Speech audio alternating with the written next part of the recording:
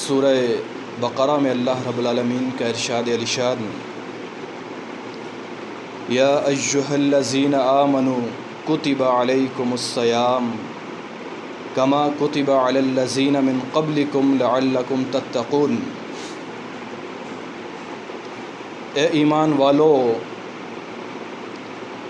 تم پر روزوں کو فرض کر دیا گیا ہے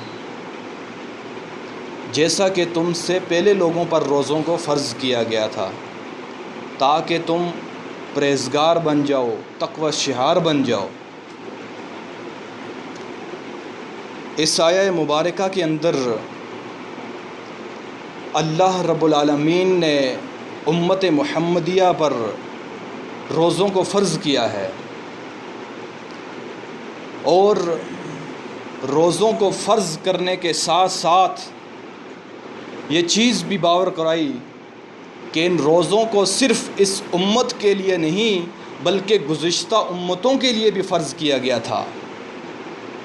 ایسا نہ ہو کہ یہ امت ان روزوں کو اپنے اوپر بار سمجھ لیں اور یہ سمجھ لیں کہ یہ صرف ہمارے لیے ہے۔ اسی لیے اللہ رب العالمین نے ساتھ یہ بھی بیان کر دیا کہ تم سے پہلے لوگوں پر بھی روزوں کو فرض کیا گیا تھا، اور روزوں کا مقصد ہے تاکہ تم تقوی شعار بن جاؤ، پرہیزگار بن جاؤ۔ آپ لوگ جانتے ہیں کہ جس معاشرے کے اندر، جس دور کے اندر آج ہم زندگی گزار رہے ہیں، یہ بے حیائی کا دور ہے، قتل و غارت کا دور ہے، فتنہ گری کا دور ہے، جھوٹ فریب یہ سب عام سمجھا جاتا ہے۔ اس دور کے اندر ہم لاکھ کوشش کرتے ہیں، ہم بازاروں میں نکلتے ہیں، ہماری لاکھ کوشش ہوتی ہے لیکن ہم گناہوں سے نہیں بچ سکتے۔ ہمارے کاروبار ہیں، ہم ان کے اندر بہت کوشش کرتے ہیں کہ جھوٹ فریب نہ ہو، لیکن ہم نہیں بچ سکتے، اس لیے کہ یہ فتنوں کا دور ہے۔ فتنے زمین پر اتنے ہیں کہ صحیح مسلم کی ایک حدیث ہے، اللہ کے نبی صلی اللہ علیہ وسلم نے آج سے 1400 سال پہلے کہا تھا کہ فتنے تمہارے گھروں کے اندر ایسے برس رہے ہیں جیسے بارش، اور آج تو فتنوں کا دور ہے۔ اس دور میں ہر انسان کو نیکی کرنا بہت مشکل ہے، برائی کرنا بہت ہی آسان ہے۔ اسی لیے اللہ رب العالمین نے ہمیں 12 مہینوں میں سے ایک ایسا مہینہ عطا کیا، رمضان المبارک کا مہینہ، کہ جس مہینے کے اندر ہم اللہ کے دین کی خدمت کر کے، اپنے نیک اعمال کر کے، زیادہ سے زیادہ کثرت سے نیک اعمال کر کے اپنے گزشتہ مہینوں کے گناہوں کو مٹا سکیں۔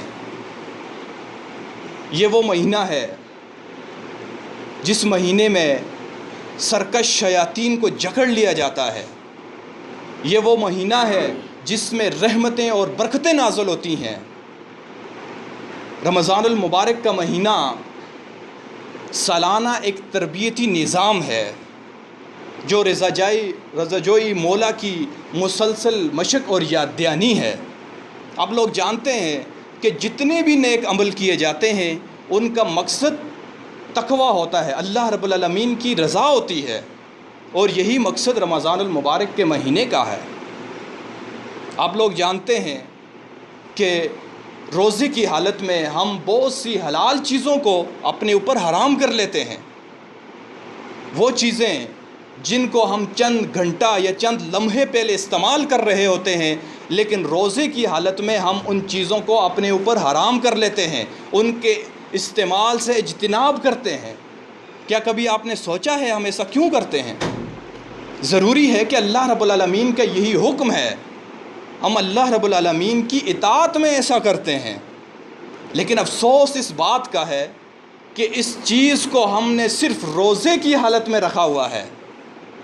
روزے کی حالت میں ہم حلال چیزوں کو اپنے اوپر حرام کر لیتے ہیں، لیکن اس کے بعد ہم حرام چیزوں سے بھی نہیں بچتے۔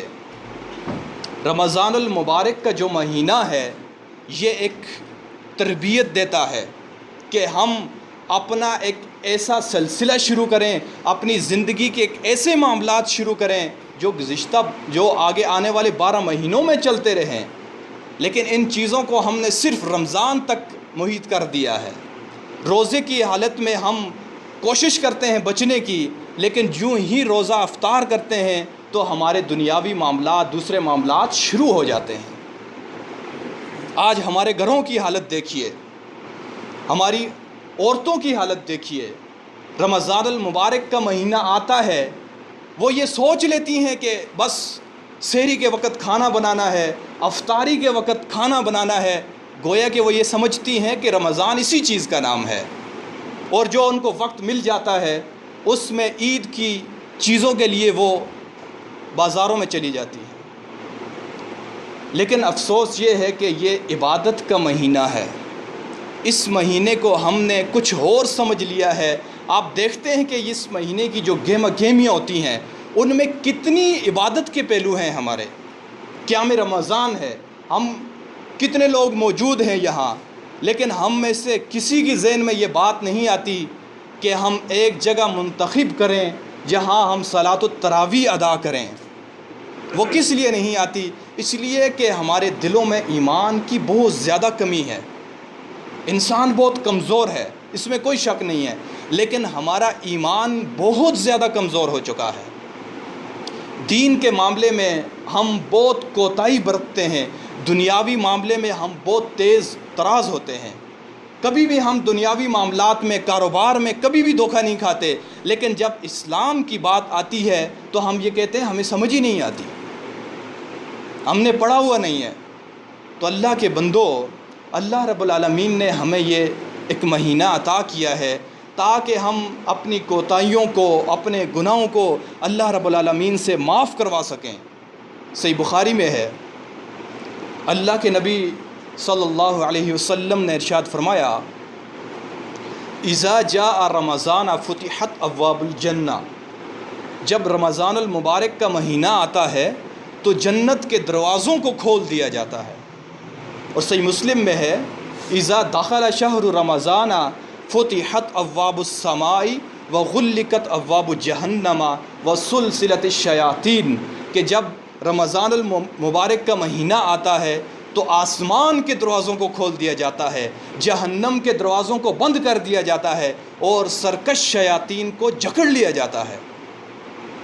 لیکن ہمارا ایمان اتنا کمزور ہے کہ سرکش شیاطین کو جکڑ لیا جائے اس سے ہمیں کوئی فرق نہیں آتا۔ چھوٹے چھوٹے شیطان بھی ہمیں دین اسلام پر چلنے نہیں دیتے، اس لیے کہ ہمارے ایمان کی کمزوری ہے۔ اگر آج ہم اس رمضان کے مہینے کو بھی دوسرے مہینوں کی طرح گزار دیں گے تو آپ یہ سوچئے کہ وہ کون سا وقت ہے، وہ کون سی گھڑی ہے کہ جب ہم اللہ رب العالمین سے اپنے گناہوں کو معاف کروائیں گے۔ تو اللہ کے بندو، ہمارے پاس ایک وقت ہے، اللہ رب العالمین نے مختصر سی زندگی دی ہوئی ہے۔ آج اللہ نے ہمیں رمضان المبارک کا مہینہ عطا کیا ہے، ہم میں سے کتنے لوگ ایسے ہیں شاید کہ آنے والا رمضان المبارک کا مہینہ ان کو نصیب نہ ہو، لہٰذا اسی رمضان المبارک کے مہینے کو اپنا آخری رمضان سمجھیے اور اس میں عبادت کر کے اللہ رب العالمین سے اپنے گناہوں کی معافی۔ اللہ کے نبی صلی اللہ علیہ وسلم نے ارشاد فرمایا، بنی الاسلام علی خمس، شہادت ان لا الہ الا اللہ وان محمد الرسول اللہ واقام الصلاۃ وایتاء الزکوٰۃ وصوم رمضان وحج البیت من استطاع الیہ سبیلا۔ اسلام کے بنیادی 5 اصول ہیں، جس میں سے پہلا اس چیز کی گواہی دینا کہ اللہ کے علاوہ کوئی الہ نہیں ہے، اور یہ کہ محمد رسول اللہ صلی اللہ علیہ وسلم اللہ کے رسول ہیں، اور نماز کو قائم کرنا، زکوٰۃ ادا کرنا، اور رمضان المبارک کے مہینے کے روزے رکھنا، اور بیت اللہ کا حج کرنا اگر اس کی استطاعت رکھتے ہو۔ تو اس حدیث میں اللہ کے رسول صلی اللہ علیہ وسلم نے رمضان کو اسلام کے بنیادی 5 اصولوں میں سے ایک اصول بیان کیا ہے۔ جیسے ہم 5 وقت کی دن میں نماز ادا کرتے ہیں، اپنے مال کی زکوٰۃ ادا کرتے ہیں، اسی طرح رمضان المبارک کے مہینے کے روزے بھی ہم پر فرض ہیں، لیکن ہم روزے کو اس طرح رکھیں گے جس طرح اللہ کے نبی صلی اللہ علیہ وسلم نے ہمیں بتایا ہے، سکھایا ہے، تب جا کے روزہ اللہ کے ہاں قبول ہوگا۔ اس طرح کوئی بھوک سے اور پانی پینے سے تو بچ سکتا ہے، لیکن روزہ نہیں رکھ سکتا۔ جیسا کہ اگر کوئی شخص روزہ رکھ لیتا ہے اور دن کو وہ وہی کام کرتا ہے جو 11 مہینے کرتا آیا ہے، گالی گلوچ کرتا ہے، جھوٹ بولتا ہے، فراڈ کرتا ہے، تو ایسے شخص کا روزہ اللہ کے ہاں قبول نہیں ہوگا۔ صحیح بخاری میں ہے، اللہ کے نبی صلی اللہ علیہ وسلم نے ارشاد فرمایا، من لم یدع قول الزور والعمل به فلیس للہ ان یعمل طعامہ و شرابہ، کہ جو شخص جھوٹ بولنا اور فریب دھوکہ دینا نہیں چھوڑتا، اللہ کو حاجت نہیں ہے کہ وہ اپنا کھانا اور پینا چھوڑ دے۔ تو اس حدیث سے معلوم ہوا کہ ہمیں روزہ رکھ کر تمام ان غلط کاموں سے بچنا ہوگا، برائی کے کاموں سے بچنا ہوگا، گالی گلوچ سے بچنا ہوگا، تب جا کے روزہ اللہ کے ہاں قبول قبول ہوگا۔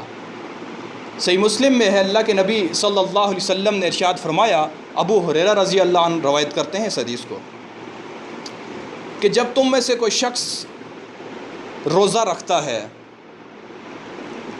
تو اسے چاہیے کہ وہ نہ گالی گلوچ کرے اور نہ کسی سے جہالت کی بات کرے، اور اگر کوئی شخص اس سے جھگڑا کرتا بھی ہے تو اسے چاہیے کہ وہ کہے کہ انی صائم، میں روزہ دار ہوں۔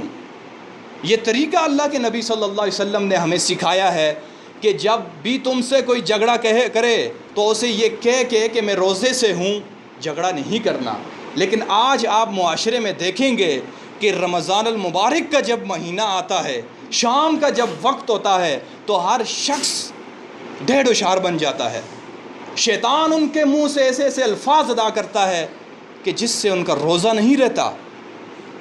جب ان سے بات کریں تو وہ کہتے ہیں کہ مجھ سے زیادہ بات نہیں کرنی، مجھے روزہ لگا ہوا ہے۔ آپ بتائیے کہ یہ روزہ وہ اللہ کے لیے رکھتا ہے یا اپنے لیے رکھتا ہے؟ اللہ کے بندو، ہمیں اللہ پر احسان نہیں کرنا کہ اللہ نے ہم پر روزوں کو فرض کر دیا، ہم مجبور ہو کے روزے رکھتے ہیں، بلکہ ہمیں تو یہ چیز دیکھنی ہے کہ اس روزے سے ہمارا کتنا فائدہ ہے۔ روزہ دار کے لیے 2 خوشخبریاں ہیں، صحیح بخاری میں ہے، اللہ کے نبی صلی اللہ علیہ وسلم نے ارشاد فرمایا کہ روزہ دار کے لیے 2 خوشخبریاں ہیں۔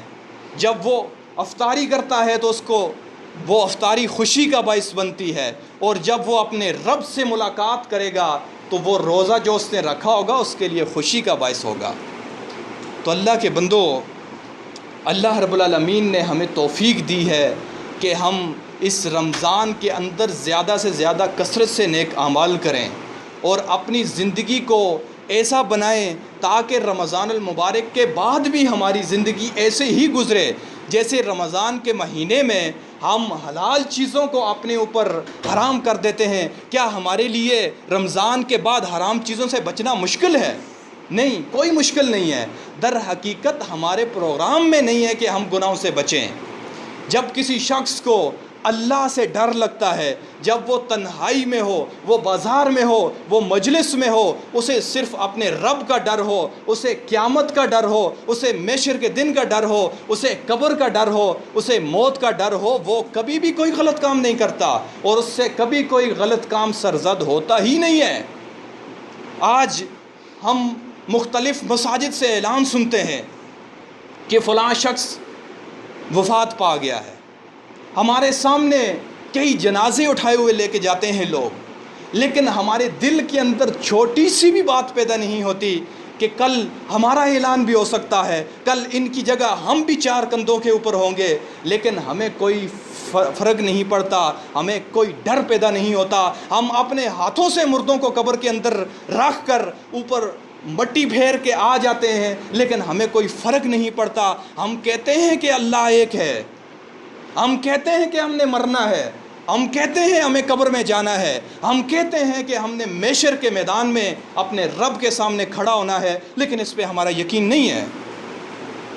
میں بھی بہت کمزور ہوں، آپ بھی سب کمزور ہیں، تو ہمیں جب ہم سب آپس میں مل کے کوئی کام کریں گے تو یقین جانیے کہ ہم بہت سے غلط کاموں سے بچ سکیں گے۔ تو اللہ کے بندو، اللہ رب العالمین سے ہر حال میں ڈرتے رہنا چاہیے۔ ہم میں سے بہت سے لوگ ایسے ہیں جو بڑھاپے کی زندگی کو پہنچ چکے ہیں، بہت سے ایسے ہیں جو نوجوان ہیں۔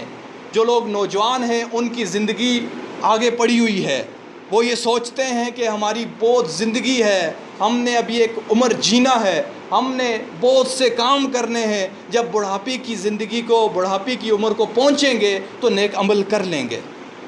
لیکن میں آپ لوگوں سے پوچھتا ہوں کہ کیا کسی کی عمر مقرر ہے؟ کسی کو پتہ ہے کہ اس کی کتنی عمر ہے؟